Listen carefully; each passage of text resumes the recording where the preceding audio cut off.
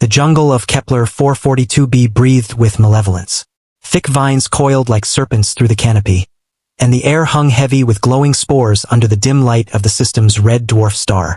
Tala stumbled through the undergrowth, her three-fingered hand pressed against the gaping wound in her side. Blue blood seeped between her fingers, leaving a trail that would draw predators. She had been a navigator aboard the merchant vessel Destined, transporting rare minerals from the outer colonies back to the core worlds. Then the pirates came. Their attack was swift, brutal, their weapons tore through the hull like paper. The crew scattered into escape pods, but hers malfunctioned, sending her careening toward this nightmare world instead of safe coordinates. Now, alone and bleeding, she faced creatures that regarded her as prey. A shriek split the air behind her. Tala glanced back to see them. Six-legged hunters with acid-dripping mandibles. They moved with terrifying grace, compound eyes fixed on her. She tried to run faster, but poison from an earlier encounter with the planet's venomous flora weighed her down, making her limbs heavy and unresponsive. She crashed into a clearing at the edge of a ravine. Below, darkness swallowed the sound of rushing water. The hunters emerged, spreading to cut off escape. Tala raised her service pistol, 3 shots left, not enough. She had survived the destruction of her ship, the crash, and 2 days in this hell, only to face death here. Then the jungle erupted. A hunter's head disintegrated in a spray of green ichor. Another boom, another collapse. The pack scattered, confused and cautious. Through the trees, a figure approached with measured steps. Human. Tala had heard of them. The species that emerged from a backwater system and spread across the stars, feared and admired for their ingenuity in warfare. This one was tall, armor cobbled from multiple sources, wielding a chemical propellant weapon primitive by galactic standards but devastatingly effective. He moved with predator confidence. The hunters retreated into the undergrowth. He knelt beside her, green eyes filled with concern. "Easy there," he said, voice calm and understandable. "You're in bad shape, but I've got you." He pulled out a medical kit, cleaned her wound with something that burned but staunched the bleeding, and applied a gel to seal the torn flesh. "The poison," Tala whispered. "Purple thorn vein, right?" "Nasty stuff," he said, rummaging through the kit. He injected a clear liquid, a broad-spectrum neutralizer. Cold rushed through her veins. For a moment, she feared he had miscalculated. But the fog cleared, heaviness receded. "There we go. Give it a few minutes." "Why help me?" she asked. "Why wouldn't I?" "You needed help," he replied. "Name's Marcus. Been living on this rock about 3 years now." Tala struggled to sit. "Alone. Wasn't supposed to be.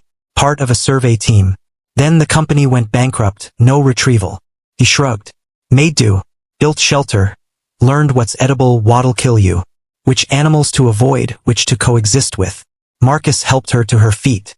"Can you walk?" "I think so." "Good. We need to move before the hunters come back." They navigated the jungle together, Marcus leading, marking safe paths, signaling hazards, avoiding predators, even improvising traps. "How did you find me?" Tala asked. "The wildlife has patterns. When something disrupts them, I investigate. Heard your pod come down 2 days ago," he explained. The shelter emerged suddenly, camouflaged into rocky outcroppings, built from local materials and salvaged metal. Inside, it was comfortable. A generator hummed, screens monitored the jungle. "Sit," Marcus said. "Let me check that wound again." Tala looked around. Books, organized tools, a small garden. Not survival, it was a home. "Comfortable?" she observed. "Wouldn't go that far. But adapt or die. Humans stubborn about dying." "Rest assured," he said, finishing her examination. "Poison's almost neutralized.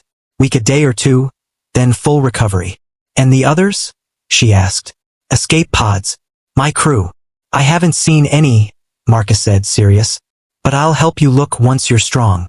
She recounted the pirate attack, the destruction, the scattered crew. Marcus listened, jaw tightening. Pirates bolder now.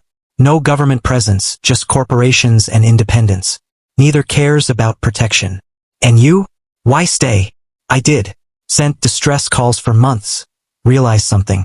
Back in civilized space, just another worker. Here I matter.